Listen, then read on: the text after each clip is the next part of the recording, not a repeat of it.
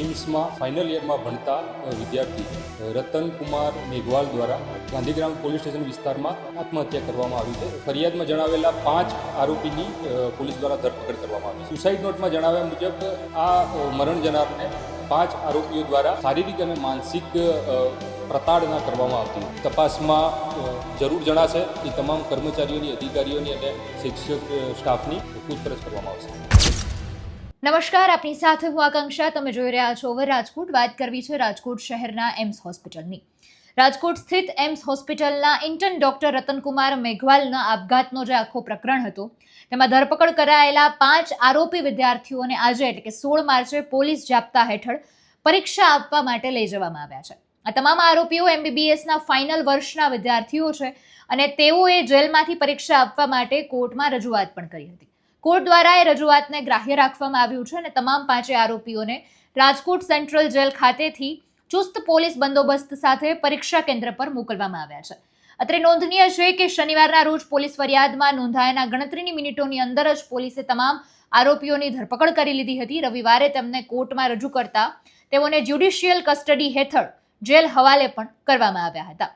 Police તપાસમાં એવું પણ બહાર આવ્યું હતું કે રતનકુમારે અગાઉ પણ 2 વખત આપઘાતનો પ્રયાસ કર્યો હતો, જેમાં 28 જાન્યુઆરી 2026ના રોજ પરાપીપળિયા ફાટક પાસે ટ્રેન નીચે પડવાનો પ્રયાસ કર્યો, પરંતુ ત્યારે તેમને બચાવી લેવાયા. ત્યારબાદ તેઓનું આ અંગે કાઉન્સેલિંગ કરવામાં આવ્યું અને મનોચિકિત્સકની દવા પણ ચાલુ કરવામાં આવી.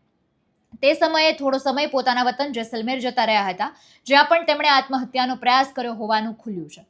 ત્રીજી વખતના પ્રયાસમાં તેમણે જીવ ગુમાવ્યો છે અને આ ઘટનાએ મેડિકલ કોલેજમાં વિદ્યાર્થીઓના માનસિક સ્વાસ્થ્ય અને રેગિંગ જેવા ગંભીર મુદ્દાઓ પર ફરી સવાલો ઊભા કર્યા છે.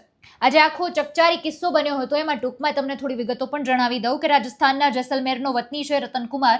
13 માર્ચે રાજસ્થાનથી તેઓ રાજકોટ આવ્યા હતા અને 14 માર્ચની વહેલી સવારે પરાપીપળિયા પાસે ટ્રેન હેઠળ જંપલાવી જીવન ટૂંકાવી લીધું હતું. આપઘાત પૂર્વે યુવાને પોતાના ઇન્સ્ટાગ્રામ પર 18 પેજની સુસાઇડ નોટ પણ લખી હતી, જેમાં તેણે એવું કહ્યું હતું કે અભ્યાસ કરતા સહપાઠીઓ તેને શારીરિક અને માનસિક ત્રાસ આપતા હતા અને તેનો ગંભીર ઉલ્લેખ કરવામાં આવ્યો હતો. સુસાઇડ નોટમાં એક સ્ત્રી મિત્રનો પણ ઉલ્લેખ કરવામાં આવ્યો હતો, જે મૃતક અને આરોપી બંનેની મિત્ર હોવાનું સામે આવ્યું છે. મૃતક યુવાને પોતાની વ્યથામાં સાથી વિદ્યાર્થીઓના ત્રાસને જ અંતિમ પગલું ભરવાનું મુખ્ય કારણ ગણાવ્યું હતું.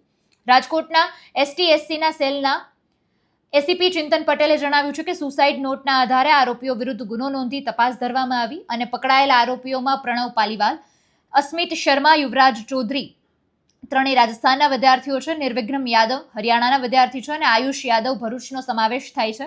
પોલીસે હાલમાં એ દિશામાં પણ તપાસ કરી છે કે આરોપીઓ મૃતકને કઈ રીતે શારીરિક અને માનસિક ત્રાસ આપતા હતા. કેસની ગંભીરતાને જોતા પોલીસ પીડિત પરિવારને ન્યાય મળી શકે તે માટે તમામ પુરાવાઓ પણ એકત્ર કરી રહી છે. હાલ એ સમાચાર છે કે બધા જ એ જે આરોપી વિદ્યાર્થીઓ છે તેમને પરીક્ષા માટે લઈ જવાયા છે. ગઈ તારીખ 14 માર્ચના રોજ રાજકોટ શહેરના ગાંધીગ્રામ પોલીસ સ્ટેશન વિસ્તારમાં એમ્સમાં ફાઇનલ યરમાં ભણતા વિદ્યાર્થી રતનકુમાર મેઘવાલ દ્વારા ગાંધીગ્રામ પોલીસ સ્ટેશન વિસ્તારમાં આત્મહત્યા કરવામાં આવી છે. જે અનુસંધાને મરણ જનારના પિતા દ્વારા ગાંધીગ્રામ પોલીસ સ્ટેશનમાં આત્મહત્યાના દુષ્પ્રેરણ અને એટ્રોસિટી એક્ટ અંતર્ગત ફરિયાદ દાખલ કરવામાં આવી છે. આ ગુનાની તપાસ ACP SC/ST સેલ દ્વારા ચલાવવામાં આવી રહી છે અને આના અનુસંધાને ફરિયાદમાં જણાવેલા 5 આરોપીની પોલીસ દ્વારા ધરપકડ કરવામાં આવી છે.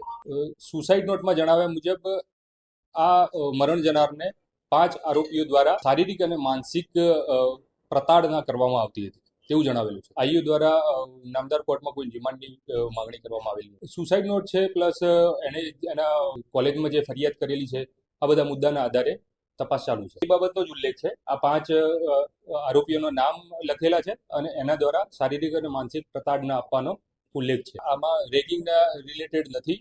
આમાં જે મરણ જનાર છે અને આરોપીઓ તમામ એક જ વર્ષના વિદ્યાર્થીઓ છે, MBBSના ફાઇનલ યરના વિદ્યાર્થી, એવો સુસાઇડ નોટમાં ઉલ્લેખ છે. તપાસમાં જરૂર જણાશે એ તમામ કર્મચારીઓની, અધિકારીઓની અને શિક્ષક સ્ટાફની પૂછપરછ કરવામાં આવશે.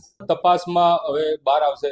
ગઈકાલે બનાવ બન્યો છે, ગઈકાલે ફરિયાદ દાખલ થઈને અરેસ્ટ કરી અને નામદાર કોર્ટમાં રજૂ કર્યા છે. એટલે હજુ તપાસને એક જ દિવસ થયો છે. ગઈકાલે પાછો રવિવાર પણ હતો, એટલે હવે ચાલુ દિવસમાં એમાંથી જે પણ ડોક્યુમેન્ટેશન એમ્સ હોસ્પિટલમાંથી મેળવવાના છે એ તપાસ અધિકારી દ્વારા મેળવવામાં આવશે. પણ એ જે જીવ ગુમાવનાર યુવક છે, રેગિંગની જે આ ઘટના છે, એ માત્ર ગુજરાત રાજ્યની ન વાત કરતા સમગ્ર ભારત દેશની વાત કરીએ, એવી કેટલી યુનિવર્સિટીઓ છે, એવી કેટલી કોલેજો છે, નામાંકિત કોલેજો છે કે તેમાંના આવા કિસ્સાઓ સામે આવે અને યુવક કે યુવતી છેલ્લે પોતે જીવ ગુમાવવાને જ પોતાનું પૂર્ણ વિરામ માની લેતા હોય છે, કારણ કે એમને કોઈ પ્રકારનો ન્યાય કે નિરાકરણ નથી મળતું. અનેકવાર રજૂઆતો કરવામાં આવે, અનેકવાર પ્રશ્નો ઉઠાવવામાં આવે, તેમ છતાં જે રેગિંગનો મુદ્દો છે, યુવક યુવતીઓ કે જે પોતાનું ઘર છોડીને બીજી જગ્યાએ ભણવા માટે જાય છે, જીવનમાં કંઈક આગળ બનવું છે, અને તેમને આ રીતે માનસિક અને શારીરિક ત્રાસ આપવામાં આવે અને એ જે વિકૃત મજા લેવાની એ જે વાત છે ને એ મજા લેવામાં એ વિદ્યાર્થીઓને હેરાન પરેશાન કરી નાખવામાં આવે.